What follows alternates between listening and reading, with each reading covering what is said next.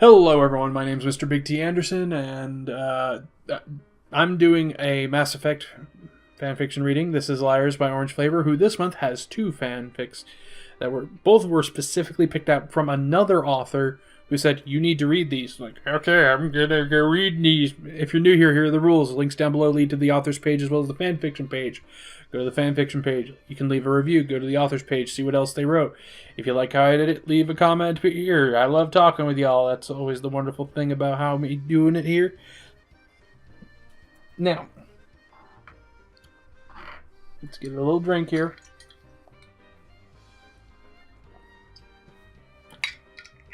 Alright, now, this is Liars. And then a shuddering exhale leaves him, quaking and tear-laced. If Shepard could look, she would see the hand covering his eyes and the tremble to his shoulders. She would see in his face that he lied, he always has. Thane and Shepard, they never knew the truth could hurt this much. Shepard wakes to voices, her limbs are still aching, her eyelids heavy, her tongue too thick and fuzzy in her mouth. It takes her a moment to recognize the sharp antiseptic scent of the medbay and the rough cushion of a medical bed beneath her. She is about to release a gruff, sleep-worn groan when she hears it. Thane, there's nothing more I can do. I'm sorry. Shepard stills any movement or sign of her wakefulness, nearly halting the breath in her chest at Chakwa's harsh whisper. There's a moment of the taut silence in the room where Shepard only hears the soft whirring of medical instruments and the cyclical beeps of the doctor's terminal. And then a low, weary sigh, Thane's voice. We both knew this day would come, Doctor. Your apologies are unnecessary. Still, I am sorry. If there was anything I could... But there is not. This is no longer your burden to bear. I will go to the Citadel. Kolyat is anxious for me to meet the doctors he had been speaking with. Shepard barely manages to resist the urge to curl her fingers into fists at her side. Her body is taut with a sharp tangle of emotion she has no name for. Another sigh, feminine, sympathetic. Shepard can practically see Chakwa's comforting hand on Thane's shoulder, her shaking head, her downcast eyes. Thane's voice curls around her once more. Please, do not concern yourself with me. I have known my fate for some time now. I have been preparing. There's another heavy silence, a shift of someone's boot along the smooth floor. Shepard wants to scream in the empty space, but she keeps her tongue caught tightly between her teeth instead.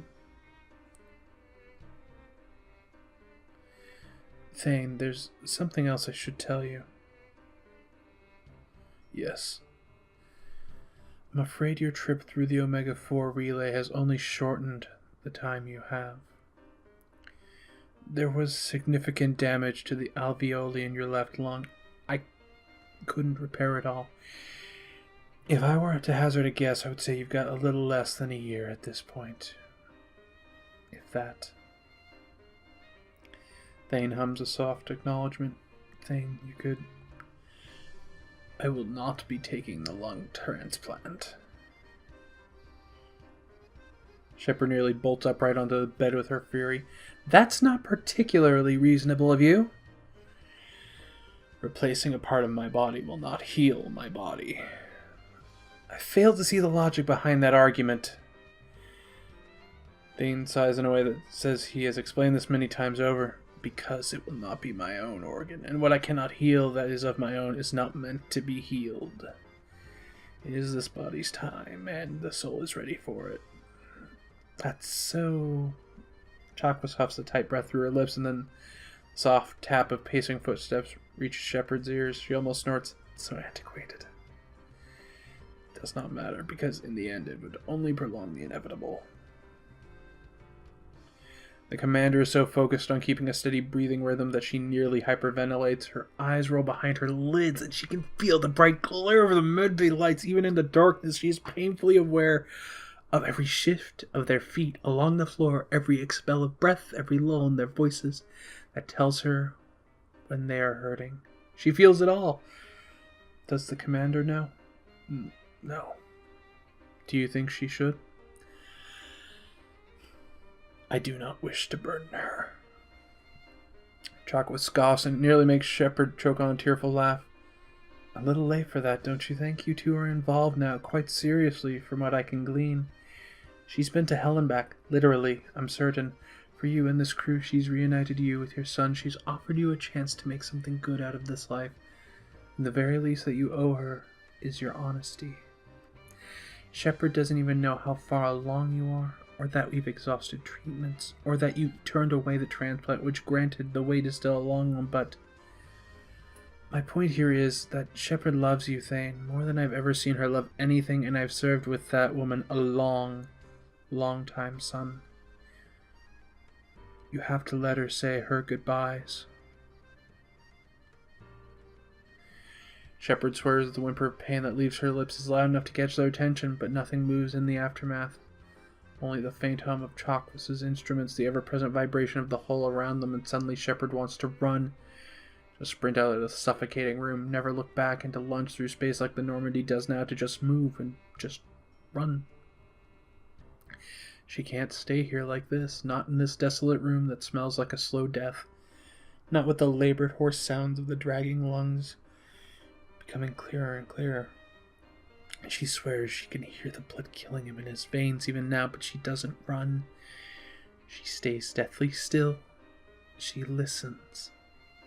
Shepard cannot see, and Thane cannot speak. They are each of them liars. And then a shuddering exhale leaves him, quaking and tear-laced. If Shepard could look, she would see the hand covering his eyes, and the tremble to his shoulders. She would see in his face that he lied. He always has, because he is not ready. I am afraid. Something constricts tightly in her chest at the words, the confession, the way his grief and his fear is so simple and so stark that the sudden revelation completely eclipses any anger she has still lingering in her heart. She thinks she hears him cry. I know. But she doesn't. She couldn't. They didn't even know themselves, not until the words had found air. And then it was too late to take him back.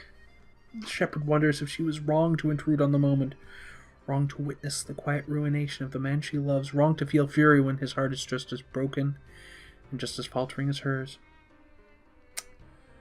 Wrong to think that silence could veil her sobs. She doesn't realize she's crying until she feels the sudden warmth of Thane's hand on her shoulder as he turns her over, and then she's reaching for him, eyes still squeezed shut because there are too many tears now, and she doesn't have the heart to wipe them. It doesn't matter because she knows him by touch at this point, and she buries her face in his chest, and he nestles beside her on the cot and cradles her to him. Distantly, Shepard is aware of the soft whoosh of the medbay door and Chalkwis's silent retreat. Her fingers dig into his coat. His heavy sigh of apology is drowned in her hair. They cry and they plead and they love like they've drowned in it. Shepard wishes she never woke at all, but then she's a liar too.